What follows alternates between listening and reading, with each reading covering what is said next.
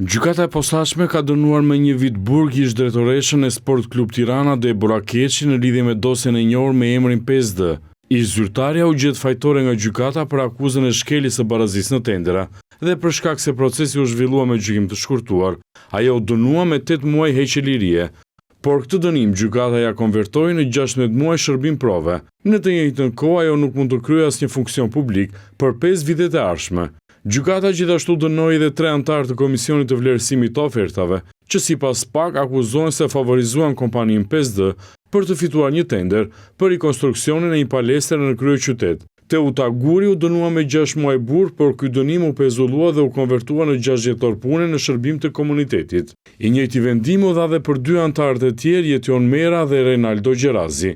Ndërkohë në një tjetër fraksion janë duke u gjykuar ish-zyrtarë të tjerë të Bashkisë së Tiranës për akuzat e korrupsionit, pastrimit të parave dhe fshehjes së pasurisë. Sipas prokurorisë, Redi Molla e Mariglen Qato, ish-drejtues në UKT, kanë qenë pronar të fshehtë të kompanisë 5D Construction, duke përdorur ortak fiktiv. Kjo kompani ka përfituar në mënyrë të parregullt 12 tendera publik në vitet 2016-2020, duke shkelur rregullat e prokurimit dhe duke siguruar përfitime për rreth 192 milion lekësh.